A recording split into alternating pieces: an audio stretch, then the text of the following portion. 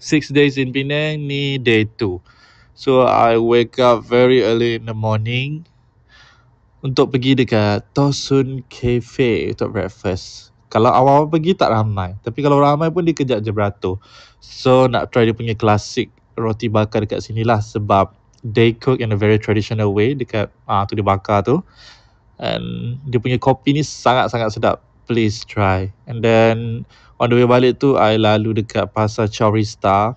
For me nothing interesting sangat pun dekat sini. Boleh lah buat cuci mata. Later that evening I pergi thrift dekat Fujiyama, which is banyak gila barang-barang vintage yang bagus. Cuma price point dekat sini a bit higher lah. Tapi it's worth to check. Ada je items yang teringin nak beli dekat sini sebab cantik. And then I go to Niche. Dekat sini pun ada juga yang menarik. Banyaklah high-end punya produk dekat sini. Contoh macam Loewe wallet ni. Yes. Tapi barang kat sini tak banyak sebab kedai dia kecil dan price point pun agak tinggi. And then I pergi makan dekat Penang Road famous laksa and try juga oyster omelette ni, which is very very good. The laksa also very good. Sebab dekat je kan dengan my hotel. And then petang I pergi jalan dekat, apa nama tempat ni? Armenian Street. Yes, kalau korang nak gambar kat bawah payung ni, pergi kat ujung sekali. Dapat gambar macam ni. And then jalan-jalan lagi, I decided untuk pergi some clothing store macam Oak. Kat sini, I think dia macam brand sendiri lah.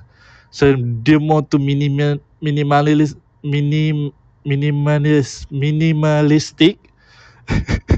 And then, I pergi dekat Forestland pula. Kat sini pun macam brand sendiri, tapi ada brand Stussy banyak dekat sini. So, boleh check it out. And then jalan sikit, I cari kedai somewhere in Penang, which is, it is somewhere in Penang sebab tak jumpa mula-mula. So, kena naik tingkat atas. Kat sini pun banyak juga brand yang bagus dan price point dia tak tinggi macam Fujiyama.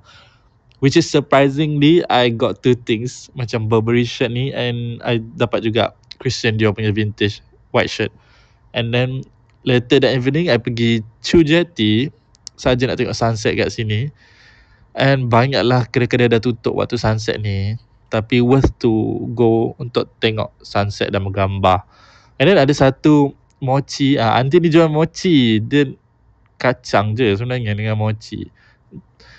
And then malam tu I pergi makan dekat Komta, which is Donna Bistro, makan lok-lok ni. Ada gambar je. And then tengah malam bosan pergi jalan-jalan dekat Love Lane, which is nothing interesting sebab banyak bar je dekat sini. Itu je. Thank you.